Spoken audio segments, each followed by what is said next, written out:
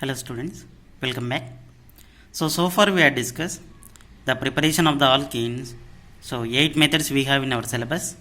So we discuss one by one. Now today we are going to discuss the chemical properties of the alkenes.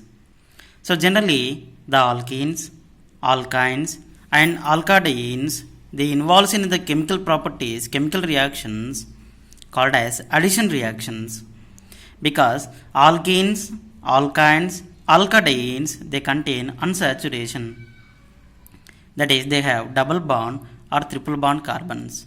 So therefore due to the unsaturation, double bond and triple bond, they involve in addition reaction. So these addition reactions are initiated by electrophiles.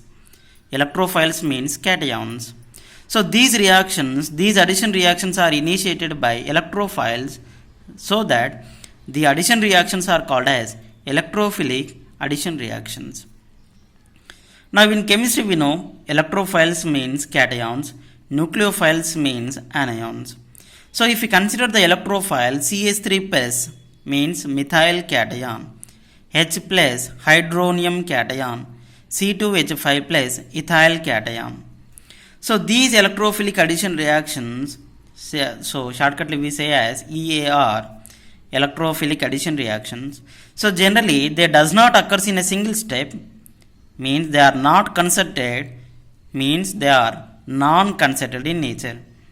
So generally we know these reactions are initiated by the electrophile, so that it forms an intermediate called as carbocation. So all electrophilic addition reactions are containing an intermediate called as carbocation containing positive charges. Now generally in these alkenes, if we consider, the alkenes are considered as homo-orbitals. Homo-orbitals means highest occupied molecular orbitals. So they contain double bond, that means they contain more number of electrons. More occupied, highest occupied molecular orbitals. Whereas the electrophiles are considered as LUMO-orbitals, means lowest unoccupied molecular orbitals. So therefore alkenes means homo, highest occupied molecular orbital. Electrophiles means LUMO, means lowest unoccupied molecular orbital. So therefore due to the interaction between homo and LUMO, the addition reaction, electrophilic addition reactions are generally takes place. Now therefore based on these attractions between homo and LUMO, these electrophilic addition reactions, they are following mainly two types of laws. So these laws are very important. We are going to discuss them in alkenes, alkynes, alkadienes also. The first rule is called as Markovnikov's rule. So sometimes it is also pronounced as Markovnikov's. So but frequently we use as Markovnikov's. So Markovnikov's rule or Markovnikov's rule. Another one is anti-Markovnikov's rule. Now these are the two rules. They generally follows alkenes, alkynes, alkadienes. Now let us discuss one by one.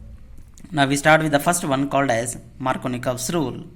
So generally the Markovnikov's rule, they are applied for alkenes if the alkenes are considered as unsymmetrical only, which means for symmetrical alkene the rule is not applicable. For only unsymmetrical alkenes the Markovnikov's rule is applicable.